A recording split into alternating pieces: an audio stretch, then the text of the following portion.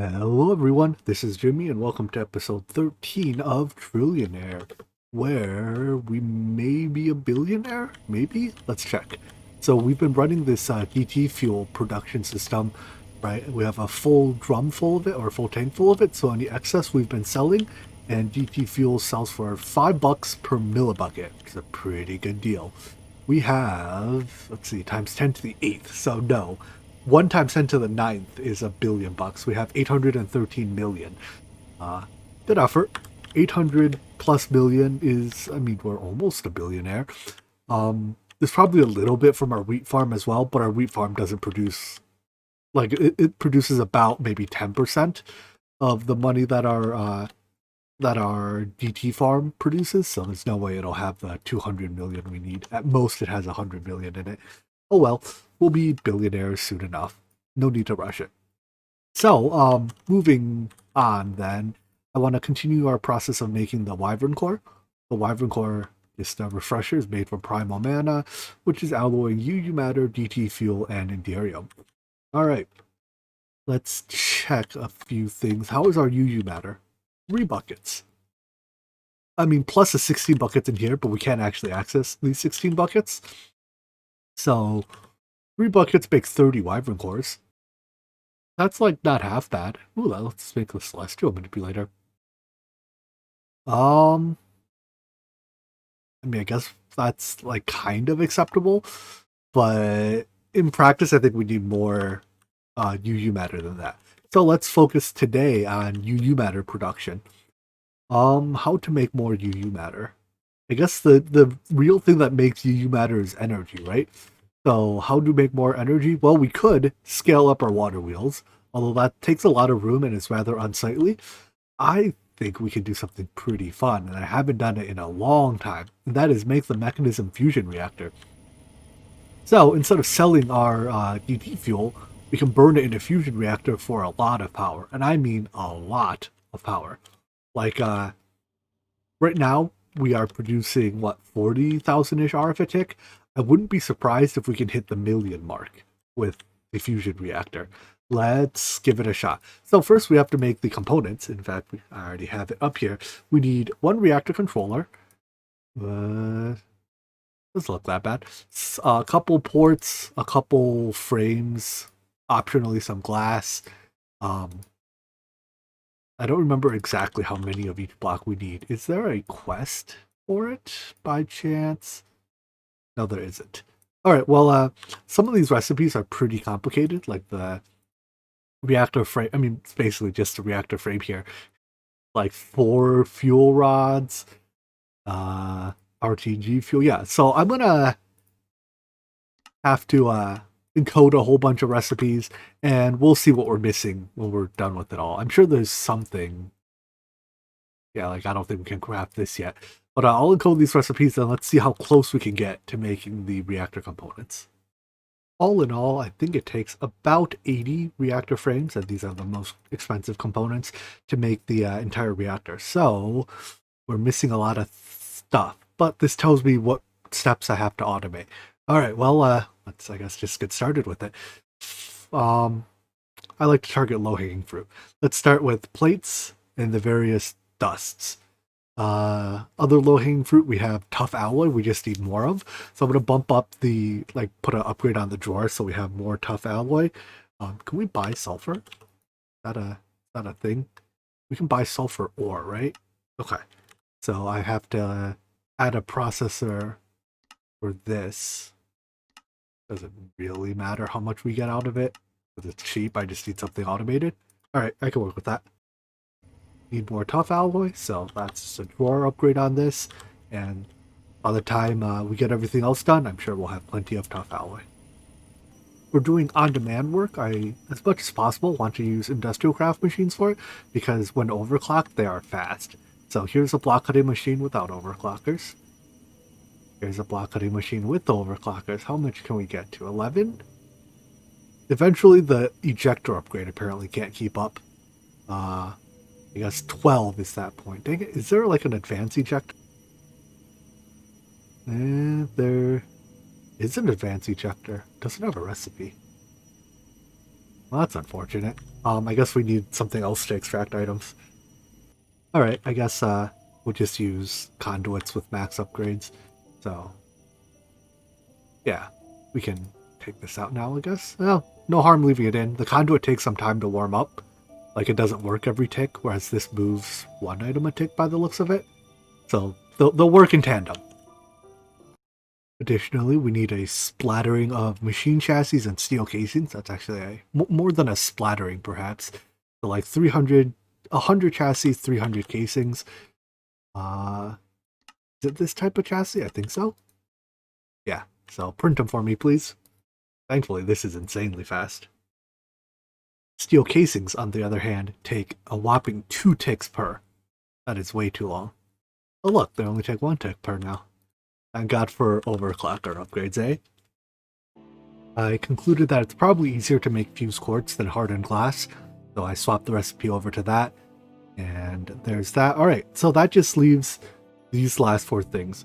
Plutonium's easy, we can buy it, however, I can't buy it without touching it, and I can't touch it without poisoning myself. So, I think I can either make the suit or I can just die once setting up the auto buyer for it, right? I'm gonna sacrifice myself once. Yeah, we still have enough channels here. Then add an auto buyer to buy plutonium. Alright, here goes nothing. So, well, first let's set your mode. Item stack per second. Alright.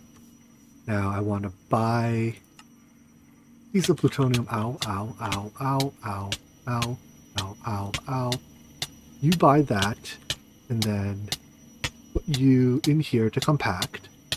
And then we drink our milk to not die. I'm just kidding, that doesn't cure it. Oh no, we're dead. Goodbye, world. But I have to die one more time. We're not done yet. So let's just die again. Oh my gosh, it's laggy. Let's just die again before we pick up our gear. Because I still have to configure the level emitter here. So, give me one of these. Ow, ow, ow, ow, ow, ow, ow, ow, ow, ow. Ow, ow. Let's put this away before I die. Alright, we don't have to die anymore. I think we have to configure you to active below. So yeah, you will emit a redstone signal until we have 500 pieces of plutonium, and then you'll turn off. Alright, was that easier than making the hazmat suit? Probably not, no. But I've done it now. Yeah, now I think we're getting one step closer. There's still a couple things left. Let's see what we can do next.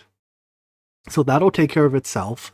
Crushed rhodochrosite, magnesium diboride alloy, and calcium sulfate. Calcium sulfate sounds the easiest. I changed my mind. Magnesium diboride's easiest. That's just magnesium and boron, both of which we have. I believe we have magnesium and boron ingots. Yep. So let's just, I'll add a passive processing line to that here. Next up, crushed rhodochrosite is a chance product, or is it a, yeah, it's a chance product from rock crushing granite. I think that's the only way to get it, because, yeah, then you can turn it into the gems if you like. So I think we can make granite in a igneous extruder. Is that right? Yeah, and that doesn't even consume lava. Okay. So that'll essentially be the same thing that this is making. What even is this? This was processing andesite, but yeah, this time we'll do granite instead. That then gets crushed through a very laggy rock crusher. We get our crushed rhodochrosite.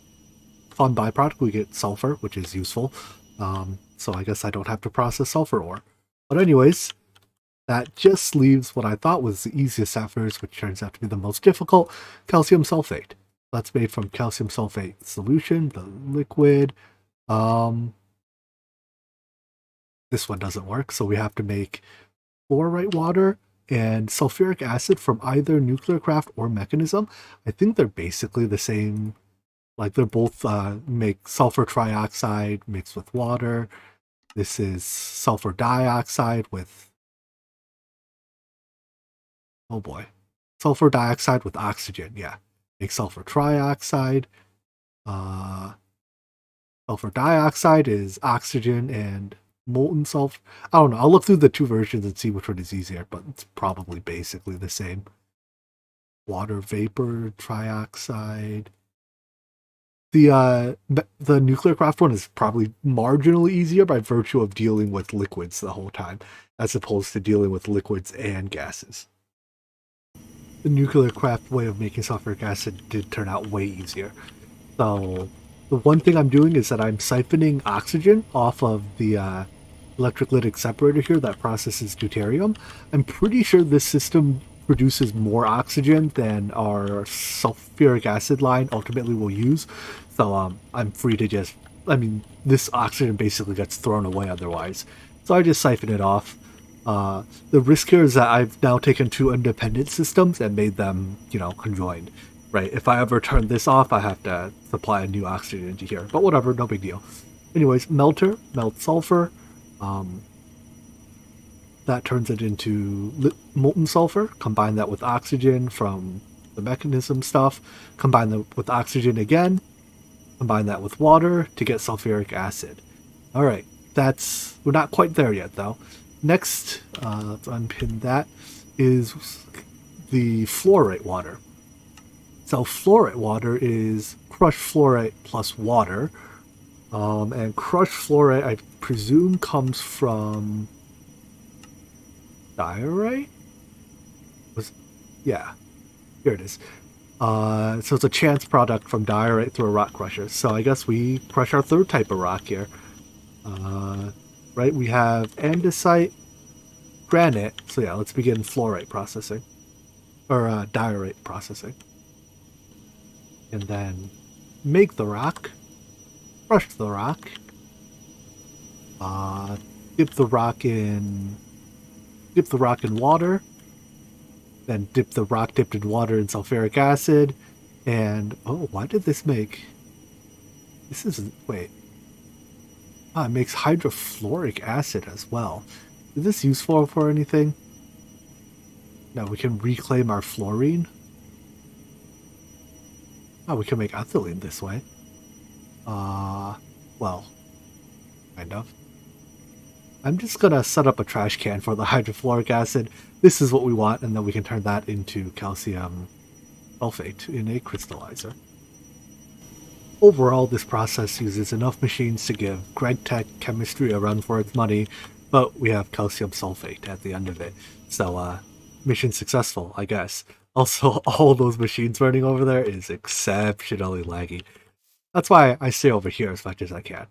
Alright, anyways, Reactor Casings. Can I make these now? I think we've hit everything? Not quite.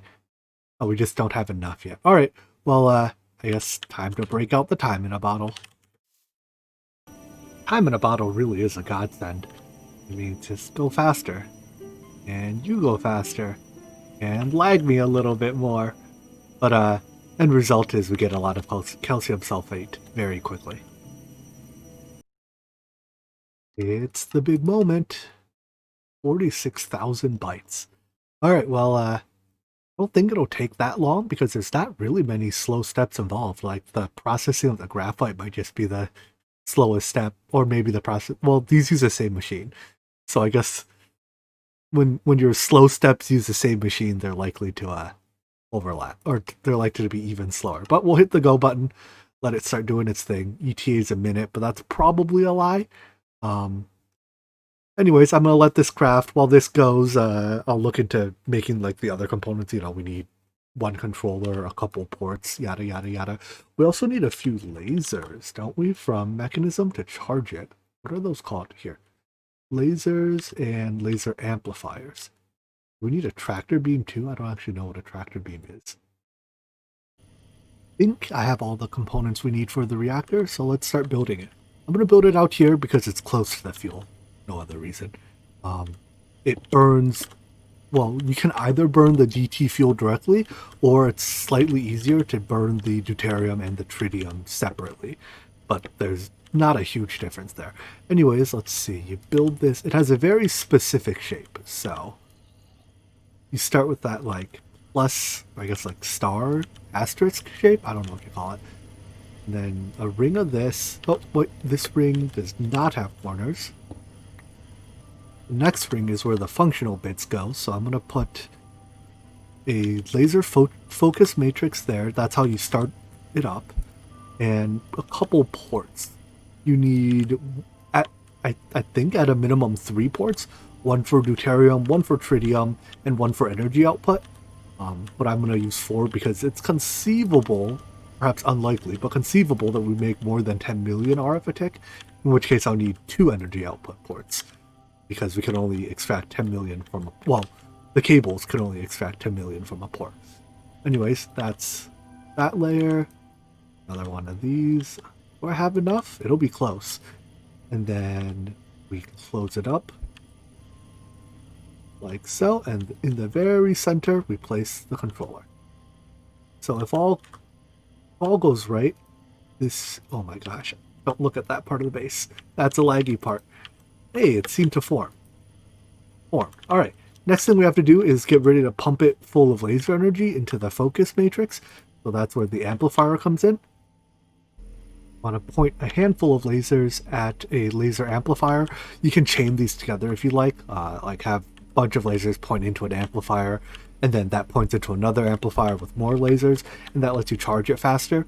But I don't recall off the top of my head exactly how much energy it takes, but it's a fair bit. So because I only have 4 lasers charging this thing, we're going to have to wait a while. You want to set it to run redstone high and probably set a minimum RF amount. That basically, minimum amount of energy to deliver in one burst. But we're not ready to start the reactor yet. We need a bit of starting fuel. So we need to make one of these Hohlraum. Sounds German. One of these Hohlraums. So anyways, that's made in a metallurgic infuser. And look that bad. And then we have to fill it with DT fuel. I think all we have to do is right click it on a fuel container of some sort. Nope, just kidding, that doesn't work. Alright, how do I fill you with fuel? You don't actually tell me. I need fuel. Can I just put you here to fill you? No. It probably needs to be gaseous DT fuel. Maybe? DT fuel in this form? How do I actually get it out? There we go. Alright. We only need to do that once, so how do I turn you back on? Disabled. There we go. Now that I have this filled, we can put that into the controller here.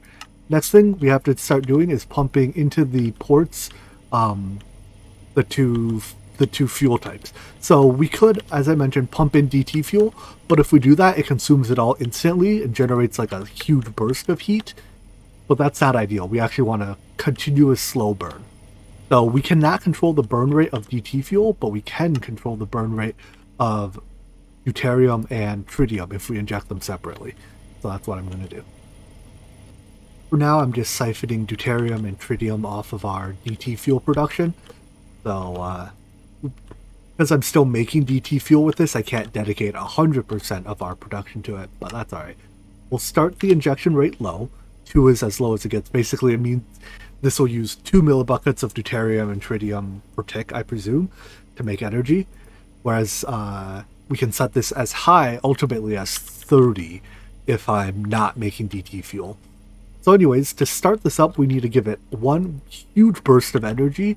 From what I've read, it's 800 million RF will get you there 100% of the time. So we're not at 800 million RF. So I'm going to do what I mentioned before and chain up a bunch of lasers to try to charge this a little bit faster.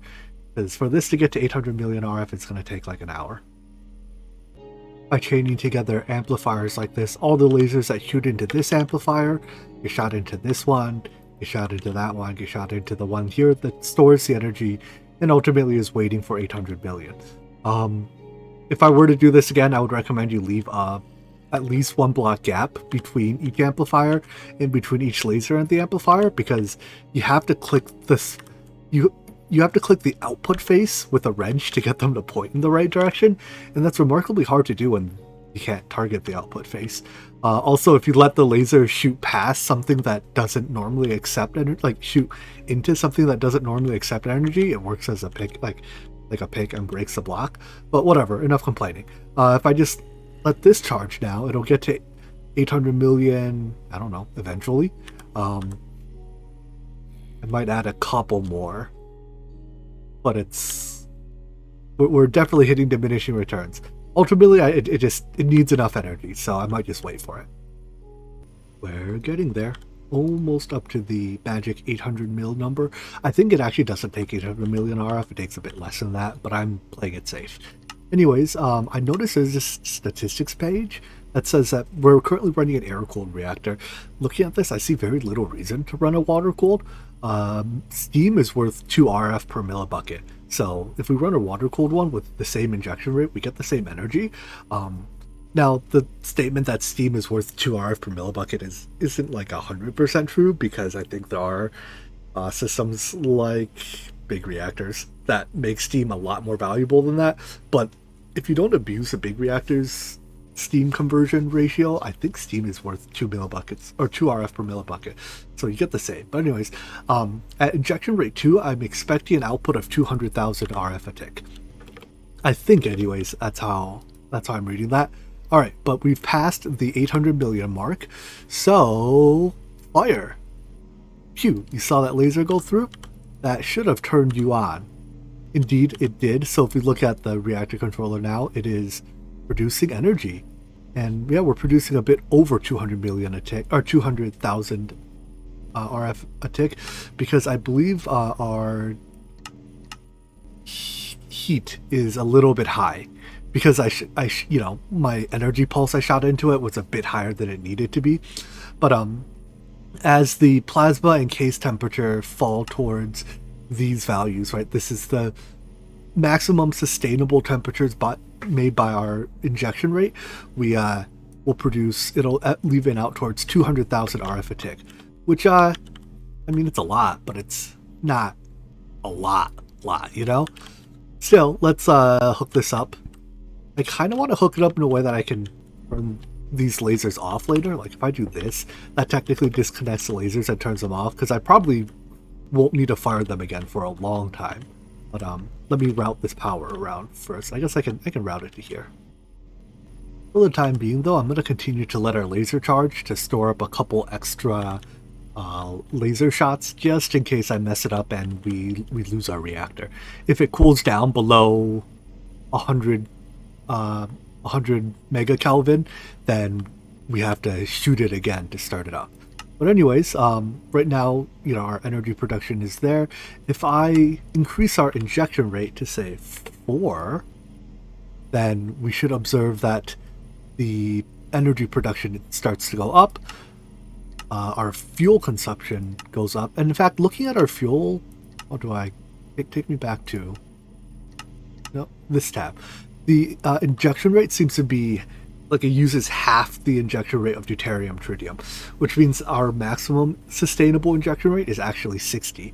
But anyways, at 4, oopsies, leave you on RF, we are producing 400,000 RF a tick.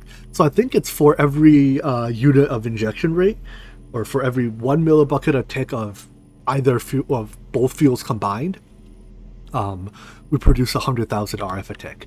So let's try something. If I take this chemical infuser, turn you off, we'll let your let you stuff up with tritium. But now at this point, 100% of our tritium production is going to the reactor. Does that mean that I can set our reaction rate to 60? All right, so you are full. Let's do something crazy. This is liable to lose the chain reaction. But now we are... Doesn't melt down, does it? There's nothing wrong with maxing out our bars, right? Because this is really hot inside.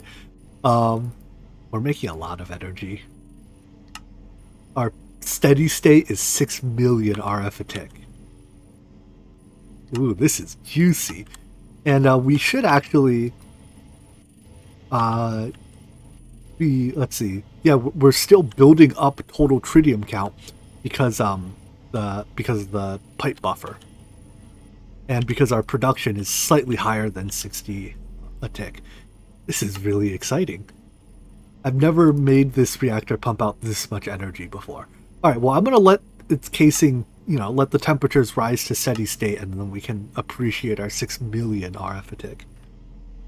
We're almost up to heat, but the internal buffer is max. How is the internal buffer max? Shouldn't our energy be used? I suspect we've reached the maximum rate at which you can consume energy. Yeah, I think you can only make 1 millibucket of UU matter a tick. A limitation of the mass fabricator that I have never run into before. Assuming 0 scrap, which is not quite true, but if it gets 0 scrap, it consumes 4 million RF a tick to produce 1 millibucket of UU matter a tick. But anyways, we're almost up to heat now, so we're producing just short of 6 million RF a tick. We need to come up with a better way to use it. So I think it's time we made the next tier UU matter facility, the Matter Forge. So we need to make a Matter Forge, and the Matter Forge can consume up to 75 million RF a tick to make UU matter. Yeah, this could make a lot of UU matter. If we give it scrap, it uses, what is this, 12 million? 12 million RF and 64 scrap to make 20 buckets of UU matter. It seems like a very good deal, doesn't it? Is this true? 12 million RF a tick, 20 millibuckets. Yeah. Let's go for this recipe. Because this ends up being the same... I think it's the same energy to UU matter ratio, but it uses a lot less scrap to do it. The actual Matter Forge multi-block itself doesn't use any IC2 components besides a bunch of advanced casings. Build that real quick. It's energy that side, item the back, and fluid out this side. And in order for it to form, though, we do have to put the blueprint in there. The blueprint is required inside the controller, and this does use a replicator. So this is the expensive part of it. And go. Good. Missing energy. That's a state I want. Now, what I want to do is I want to feed energy into this thing in large chunks only when we have enough. So I don't, basically, I don't want it to run when it has less than 12 million RF and less than a stack of items in it. I want to start by just hooking up the energy controls to our Matter Forge here. So right now it's running. I think it's doing 1 operation per tick. However, there is a very, very slight problem. It's doing this first recipe using 4 million RF a tick instead of the second one, which should be using 75 million. Disregarding the fact that it's a marginally more efficient, right? It's 75 million instead of 80 million. I produce more than 4 million RF a tick, so you consuming 4 million RF a tick results in me wasting energy. So I don't know how I can force you to use a higher recipe. I'm hoping that maybe once I start pumping scrap in, you get like, you wisen up a little bit. But we'll see. Anyways, with it running now, there are some basic controls here. If the power drops below a threshold, which I have set to 80%, it turns off, or if I flip the switch, it doesn't turn off. Hold on. This is supposed to be output strong signal. Oh. Did you not turn off? Switch on. 1 second. I'm not crazy, right? Modular machines are redstone sensitive? Yeah, so if I put a lever on it, it turns off. Why do you not turn it off with a strong signal? Output red strong signal. Weird.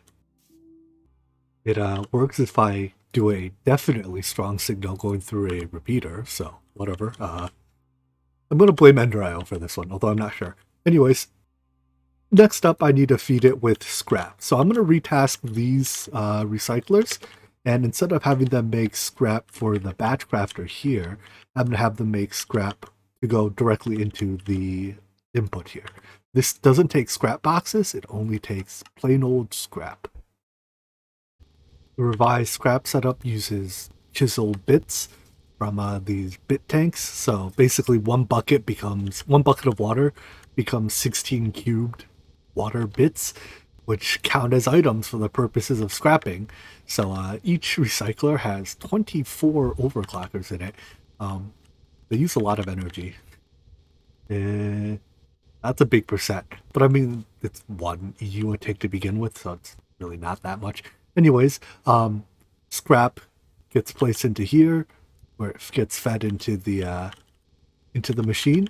Now, here's a problem I'm running into.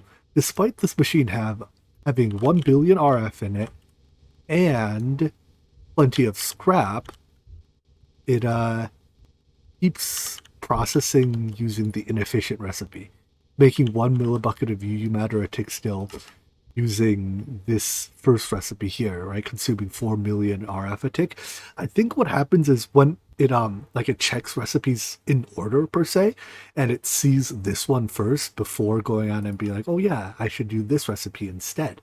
So there's really, as far as I can tell, there's nothing I can do about it. The matter forge is, because like this recipe is a strict subset of all the other ones, there's literally no way for me to get the matter forge to see the other recipes. I even tried stuff like, reforming the multi-block, and no dice.